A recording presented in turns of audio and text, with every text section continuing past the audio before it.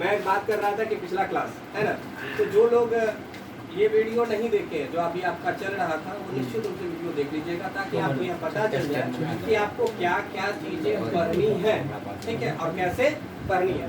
पिछले क्लास में हम आपको यह बताया है कि अगर आप परीक्षा के लिए जा रहे हैं तो हमारा जो मायने है कि हम 95 प्लस कैसे आए, राइट, और 95 प्लस कैसे आएंगे इसके लिए हमारा क्या क्या प्लान होना चाहिए, हमारे परीक्षा में कहाँ कहाँ से प्रश्न आते हैं, प्रश्नों का क्या पैटर्न होता है, ऑब्जेक्टिव है, सारी चीज़ों का समावेशन मैंने उनको आपको बताया है। फिर यह भी बताया है कि आपके लिए कितना आवश्यक होगा पढ़ना। अक्सर होता है कि हम घर तो बनाना चाहते हैं, तो घर बनाने के लिए भैया आपके लिए मटेरियल की आवश्यकता होगी, ईटा चाहिए, बालू चाहिए, गिट्टी चाहिए, छड़ चाहिए।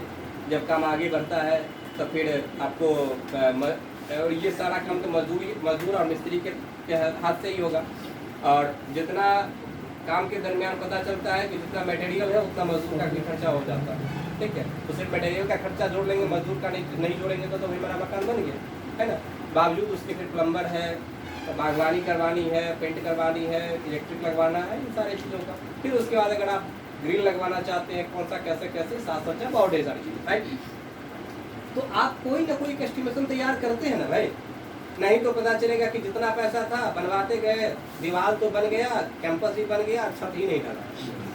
क्या कीजिएगा, नक्काशी का है ना, बारिश होगी सारा का सारा पीला हो जाएगा ताजमहल, राइट। तो अब क्या है कि हम आप पिछले क्लास के वीडियो से यह देखेंगे कि भाई हमारे लिए क्या आवश्यक है। पिछले क्लास में जब मैंने यह एक आंकड़ा प्रस्तुत किया था कि 100 क्लास आपको हिंदी के लिए देना होगा, 100 घंटा देना होगा, तो बहुत सारे छात्र फंस पड़ेंगे। लेकिन वास्तव में जब एस्टिमेट किए थे तब पता चला कि नहीं, यह जो 100 घंटा है वो अभी कम पड़ने वाला है और हम लोग चीज़ों को ऐसे निगोशिएट कर सकते हैं और करेंगे कि हम 95 प्लस जाएंगे। यह भी बताया था जो सामान्य स्तर के जो विद्यार्थी हैं वह 60, 65, 70 तक तो पहुंच जाते हैं। क्या चीज़ें रह जाती है जिसमें वह 90, 95 आपका शुरू हो गया है, 90, 95 तक हम नहीं पहुंच पाते, राइट। आइए आज हम लोग प्रवेश कर रहे हैं बालकृष्ण भट्ट के बारे में और हमारा जो पहला पाठ है वह पाठ है बातचीत। बातचीत के जो लेखक है वह है बालकृष्ण भट्ट। आप देख रहे हैं कि आपके दृश्य पटल पर जो चीज़ें दिख रही है उसमें बालकृष्ण भट्ट का एक बड़ा सा फोटो है। यह बालकृष्ण भट्ट वह शख्सियत है जिन्होंने यह निबंध लिखा है बातचीत, और यह आपके पाठ का, आपके पाठ्य पुस्तक का पहला पाठ है। आपके पाठ्य पुस्तक का पहला पाठ है। क्रिकेट के मैदान में किसी को ओपनर बल्लेबाजी थमा दीजिएगा, क्या वो आसान खिलाड़ी होगा? नहीं ना। तो आप समझ सकते हैं कि इनकी क्या भूमिका है। यह विराट स्वरूप जिससे के अंदर से यह निबंध निकल करके आया है, आज हम लोग उसके बारे में बातचीत करेंगे। Balkrishna Bhatt born to be remembered, इनका जन्म ही हुआ था याद करने के लिए, और याद हम उसी को कहते हैं जो या तो बहुत अच्छा काम करके जाते हैं या बुरा, ठीक है। तो आज बालकृष्ण भट्ट को हम लोग इनको निबंध से याद कर रहे हैं। आज 23 जुलाई 2023 आज बाल गंगाधर तिलक की भी का भी जन्मदिन है, ठीक है। और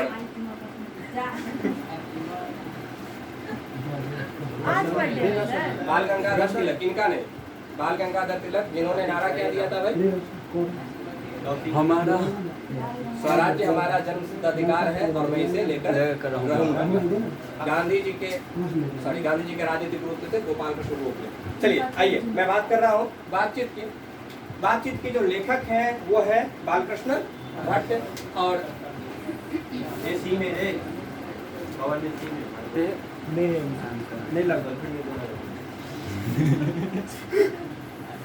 आप हिंदी के क्लास में हैं, ठीक है, और यह स्वयं में एक मर्यादा का विषय है, आप लोग मर्यादित रहेंगे। आइए बालकृष्ण भट्ट। और बालकृष्ण भट्ट का जन्म 23 जून 1844। ध्यान दीजिएगा, नाम को याद रखने के लिए आप ध्यान रखेंगे कि इनका नाम क्या है भाई, बालकृष्ण भट्ट।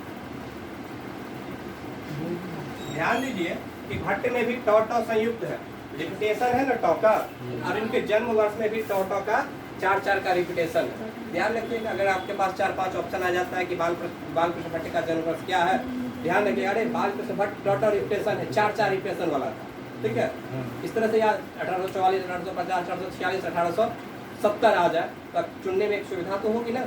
एक बच्चे ने आपके पहले बैच में प्रश्न आया था कि सर 23 जून, अगर तिथि में से पूछते तो कहा कि भाई 23/6/1844 ऐसे याद रखो, ठीक है।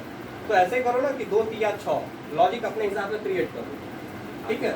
23 जून 1844 और भी असुविधा हो तो 2 3 6 और 6 3 18 और 44 को तो बता ही चुका। यानी लॉजिक अपने तरफ से क्रिएट करके आप चीज़ों को याद करो।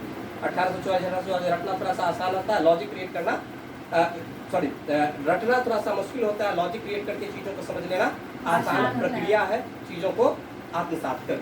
ओके, अब आइए मृत्यु 20 जुलाई 1914। आज 23 जुलाई है तो 3 दिन पहले 20 जुलाई, ठीक है। आज 23 जुलाई, ओके कोई, आज 23 जुलाई है, 2-3 दिन पहले 22 जुलाई था और 20 जुलाई था और 20 जुलाई 1914 को इनकी मृत्यु हुई। ध्यान देंगे कि आज आप जितने बड़े हैं करीब 25-30 साल पहले आपके पिताजी आपके ही इतने बड़े रहे, ठीक है। तो 50-60 साल पहले आपके दादाजी आपके इतने बड़े होंगे।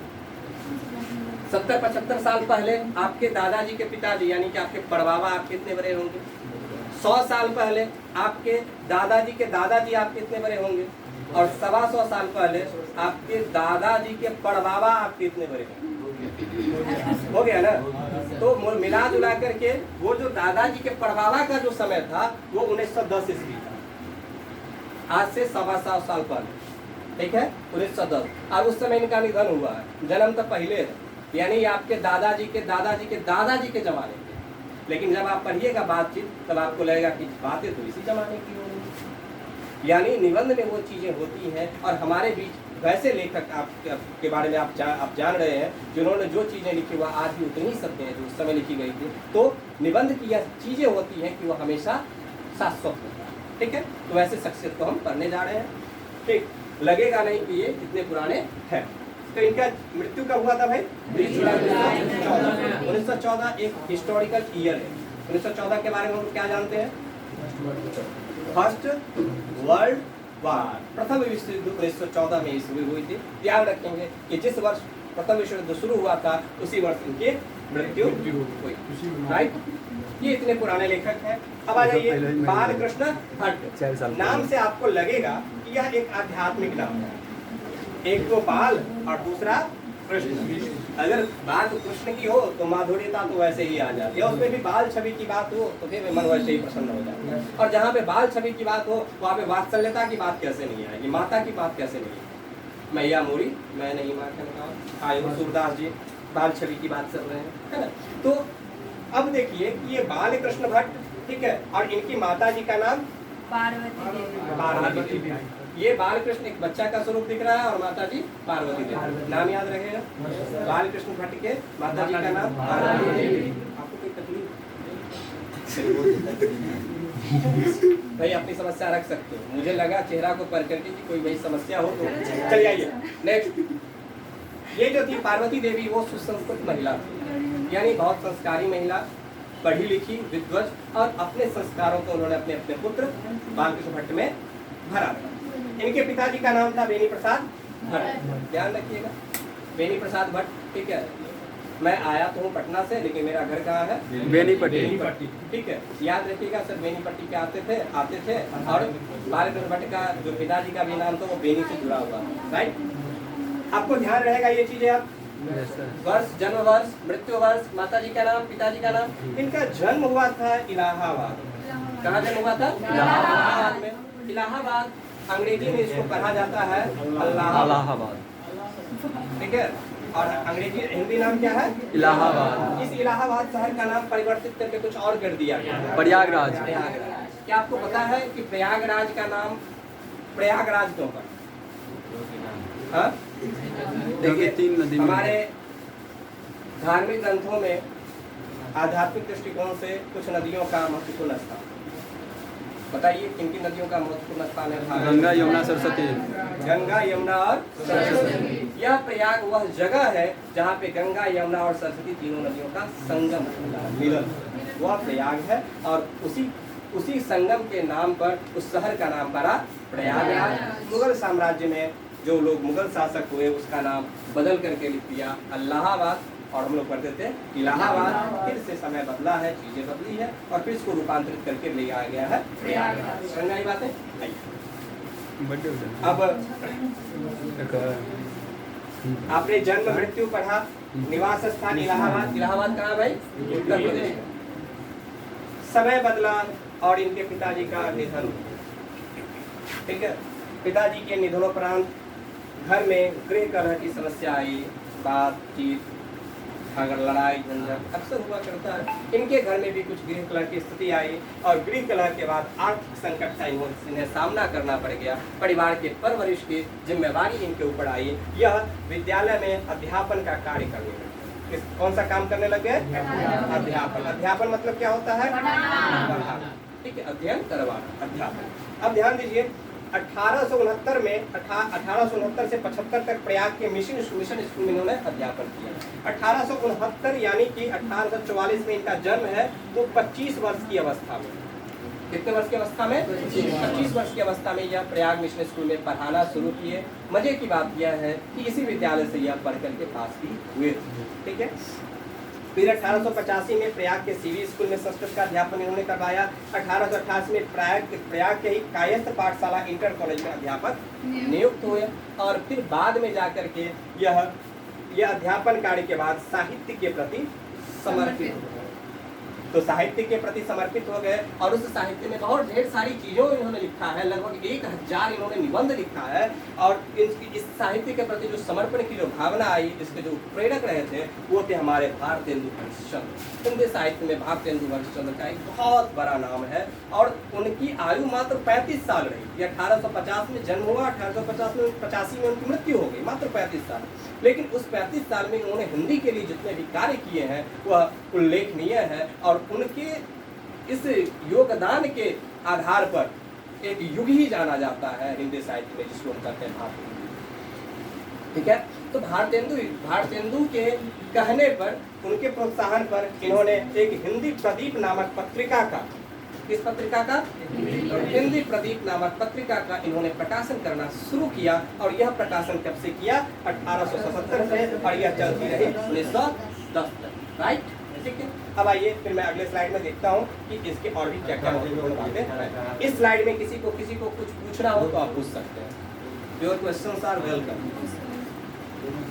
नो स्लाइड से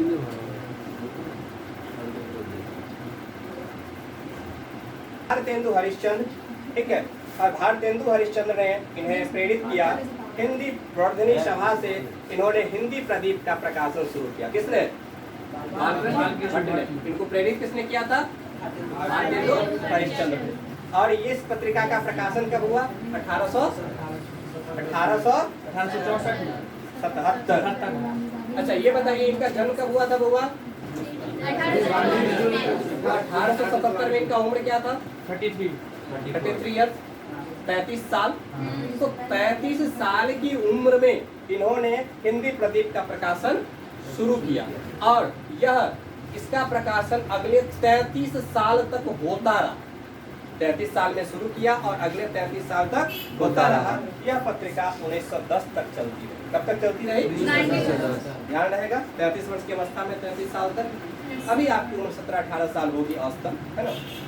अभी आप माता पिता के सहायता से, भाई बंधु के सहायता से पढ़ाई लिखाई कर रहे हैं। एक समय आएगा 2, 4, 5 साल, 6 साल, 7 साल के बाद कि आप खुद मजबूत हो जाइएगा और किसी परिवार की आप कमान सकते, ठीक है। इनकी भी उम्र थी कि 25 साल की अवस्था में इन्होंने अध्यापन कार्य से ये जुड़ गए थे। फिर 33 साल में इन्होंने हिंदी प्रदीप की रचना का प्रकाशन जो है उन्होंने शुरू किया, संपादन शुरू किया, और अगले 33 साल तक उस कुर्सी पर काबिज रहे। अगले 33, समझिए कि 33 साल में कोई अब युवा व्यक्ति हो गया, जिम्मेदार व्यक्ति हो गया, और अगले 33 साल तक काम करा, यानी पूरा बुढ़ापा के अंतिम छोड़ पे चला गया। और 1910 तक काम किया, 1914 में उनकी मृत्यु ही हो गई। कहा जा सकता है कि बाल कृष्ण भट्ट ने अपना पूरा का पूरा जीवन हिंदी प्रदीप को कहा जा सकता है। तो हिंदी प्रदीप इनके लिए एक बहुत प्रतिष्ठित पत्रिका रही, और हिंदी साहित्य के लिए एक बहुत उच्च स्थान रहा है हिंदी प्रदीप का हिंदी साहित्य के प्रचार में, ठीक है। तो यह पत्रिका, उसके बाद संयोगिता स्वयंवर एक पुस्तक आई थी, प्रायः लाला श्रीनिवास दास की रचना है, ठीक है, आप देख लीजिएगा। प्रायः मैं बोल रहा हूँ, अगर करेक्शन की आवश्यकता होगी तो आप देख कर लीजिएगा। संयोगिता स्वयंवर एक रचना आई थी जिसका इन्होंने कठोर आलोचना किया।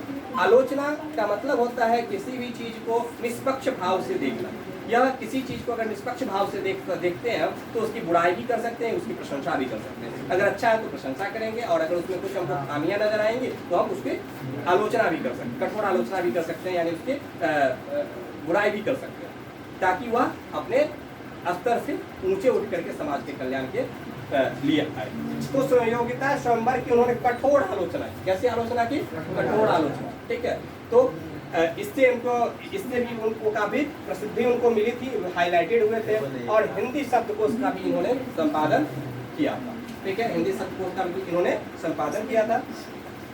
उसके बाद भारतेंदु युग के प्रमुख साहित्य, भारतेंदु युग में कई साहित्यकार हुए हैं, ठीक है, उसमें से बालकृष्ण भट्ट जो है सो इस युग के प्रमुख साहित्यकारों में से एक है।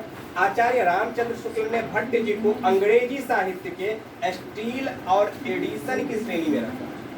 अंग्रेजी साहित्य के मशहूर लेखक हैं स्टील और एडिसन। स्टील को आप वो ठोस द्रव वाला मेटल मत समझिएगा, और ये एडिसन को जो बल्ब का जो आविष्कार किए थे वैज्ञानिक, वो मत समझिएगा, दोनों लेखक हैं, ठीक है। और अंग्रेजी साहित्य में जो निबंध, अंग्रेजी साहित्य के निबंध में जो इनका स्थान है, वही स्थान आचार्य रामचंद्र शुक्ल बालकृष्ण भट्ट को हिंदी साहित्य में दे रहे हैं। आचार्य रामचंद्र शुक्ल का भी नाम हिंदी साहित्य में बहुत सम्मान के साथ लिया जाता है, और ये प्रसिद्ध आलोचक, ठीक है।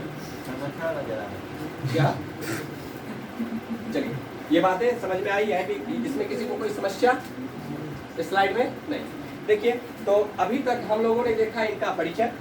अब अगला जो हमारा क्लास होगा ऑनलाइन क्लास, जो बुधवार को होगा, ठीक है, उसमें हम लोग देखेंगे जो बालकृष्ण भट्ट की जो प्रमुख रचनाएं हैं, उपन्यास, नाटक, ठीक है, निबंध, उन सब चीजों के बारे में एक स्लाइड बना करके आपको वहाँ पे बताया जाएगा, ठीक है।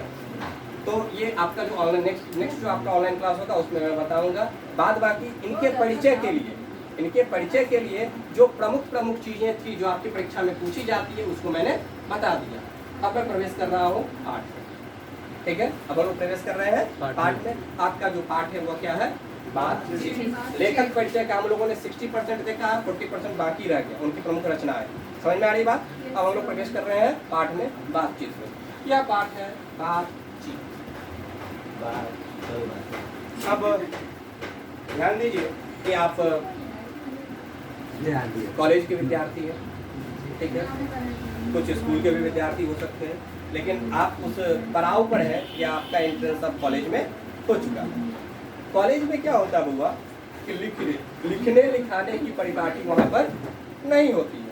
आप क्लास में गए, लेक्चर हुआ, आप सुने, चीज़ों को समझे, नोट किए, सर व्याख्यान दिए, उसको आकर के फिर अपने घर पे उसका नोट्स तैयार किए। इस तरह से आपका पढ़ाई। यह जो आपकी कोचिंग की व्यवस्था है कि बैठ करके लिखाना, चीज़ों को दे देना, ये एक अलग व्यवस्था है, ठीक है।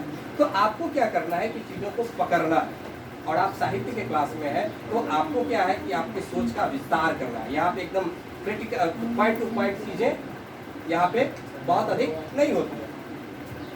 बातचीत का जो भी हमारा है उसमें आप देखेंगे कि उसके जो पूरे पाठ की जो महत्वपूर्ण बिंदु है, जिस पर आपकी समझ पूरी की पूरी अच्छी प्रकार से होनी चाहिए, उन बिंदुओं को मैं चर्चा करूंगा, जो आपके सामने दिख रहा है, फिर अगले स्लाइड में दिख रहा है, और फिर ये अगला स्लाइड। समझ गए? इस तरह से हमारा पूरा का पूरा चैप्टर कंप्लीट हो जाएगा। अगर इन सभी टॉपिक्स को आप कंप्लीट कर लेते हो तो आपका चैप्टर कंप्लीट, राइट? ठीक है। अब हम लोग बात करते हैं ज्ञानेंद्रियां और वाक शक्ति, ठीक है। ज्ञानेंद्रियां क्या है? कोई बताएंगे? ज्ञानेंद्रियां क्या है? बातचीत करने की कला।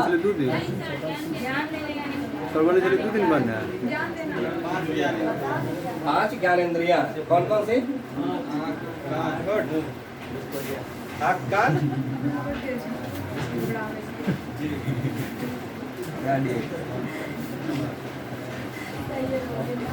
आँख, कान, नाक, जीव कोचिंग में त्वचा। करण सर के पास 20 राइट, मिनट में। समझ में आ रही है? अब ध्यान दीजिएगा कि इन सब चीज़ों के साथ हमारा प्रेजेंस ऑफ माइंड भी जरूरी है, ठीक है? तो इन चीज़ों को आप दूसरी तरफ मत ले जाइए। आँख, कान, नाक, जीभ और त्वचा, ये आपकी क्या है? ज्ञानेंद्रियाँ, सेंस ऑर्गन्स, राइट? हम लोग सुनते हैं कि अरे उसका तो छठा सेंस भी काम करता है, यानी 5 सेंस के अलावा भी कोई और सेंस किसी किसी का काम करता है। नहीं, जब वो कभी नहीं होगा तब दैट इज कॉल्ड समथिंग, है ना? हाँ, तो ये यहाँ पे क्या है कि 5 सेंस है, और कहते हैं ना कि कभी कभी जो है सो छठी इंद्रियां भी किसी की काम कर देता है, ये 6 सेंस का कमाल बोलते हैं ना। अब कोई कोई होता है कहता है कि अल्लाह के देह पर हुए हाल चले, ठीक है, अरे हम तुम्हारा फ्यूचर देख रहे हैं, आगे जाकर के ऐसे ऐसे होने वाला है। हमको बड़ा विचित्र था, लगता है भाई ये हमारा कैसे फ्यूचर जानता है ना? दोनों बाबा के पास चले जाते हैं, अरे इसके जीवन में यह घटना हुई थी, ये उपचार करो ठीक हो जाए। कोई ना कोई वो भी सेंस ही है ना, कोई पढ़ाई लिखाई ना होगी जो आपको एक नया ज्ञान देती है। आपको आंख भी तो एक नया ज्ञान देती है, क्या चीज? देखने का। आप जा रहे हैं आगे में सांप पड़ गया, आप सिर्फ देखते हैं बड़ा सुंदर से, जाकर कुछ तो बुलार करते हैं, आओ बैठ के चलो। आप एक्शन लेते हो तो कोई नहीं, कोई आप उसको भगाओगे या खुद भाग जाओगे, वही बात है। नहीं सर, मारते हैं। चलिए ठीक है भाई, आप जो भी करते हैं, तात्पर्य ये है कि आप आंख से देखते हैं और उसका आपके यहाँ पे आपका जो ज्ञान का जो बिंदु है वह आपको कोई न कोई निर्देश देता है और उसका अनुरूप आप कार्य करते हैं। देखिए चीजें कितनी त्वरित से होती है। ये आंख देखा, सिग्नल भेजा, क्या? सांप। तो ये आंख है, आंख जो है सो सिग्नल भेजा किसको? दिमाग, और दिमाग ने तुरंत कहा कि भाई भागो यहाँ या हल्ला करो। एक मच्छर काटता है पैर पर या हाथ पर, समझ गए? अब हाथ पर यहाँ पे मच्छर काटा, यहाँ का जो ऑर्गन है त्वचा तुरंत सिग्नल भेजता है यहाँ पे स्पाइनल कॉर्ड, ठीक है? स्पाइनल कॉर्ड क्या है? पीछे का वो पूरा तंत्र है, जैसे वायरिंग वाला तार जाता है ना नली से, उसी तरह से वो तंत्रिका के तंत्र में भीतर से पूरा जाता है। आपका ये पीछे से जुड़ा हुआ है पश्च मस्तिष्क, ठीक है? और वो आपका डायरेक्ट जाता है, वहाँ पे सिग्नल जाता है, तो वो कहता है कि भाई यहाँ पे कोई तकलीफ वाला चीज है। दिमाग कहता है कि मारो उठा के, तुरंत वो सिग्नल देता है और हाथ एक्टिव में आ जाता है। इतना तेज कम्युनिकेशन होता है कि इसमें मच्छर साफ, समझा रही है ना? तो हमारे यहाँ वो बहुत पुराना दौर था, अब तो है कि भाई यहाँ से बोलते और जापान में सुनाई देता है, और पता भी नहीं चलता है कि हम लोग कितनी तेजी से बात कर रहे हैं और कितने। चलिए आइए, ज्ञानेंद्रिय और वाक शक्ति, ठीक है? तो ज्ञानेंद्रियां हमारे 5 हैं, और जिस तरह से हमारी ज्ञानेंद्रियां हैं आंख, कान, नाक, जीभ, त्वचा। अब आंख है तो आंख क्या है? एक प्रकार का उसको यंत्र कह सकते हैं, ठीक है, जिससे हम देखते हैं। लेकिन आंख से जो देखने की जो क्रिया है, एक दृश्य का पावर, दृश्य क्षमता अलग चीज है और आंख का होना अलग चीज है, ठीक है? अगर आपकी दृश्य क्षमता मजबूत है तो बहुत दूर वाला चीज को भी देख लेते हो, और अगर आपकी दृष्टि क्षमता कमजोर है तो चीजों को नहीं देखते।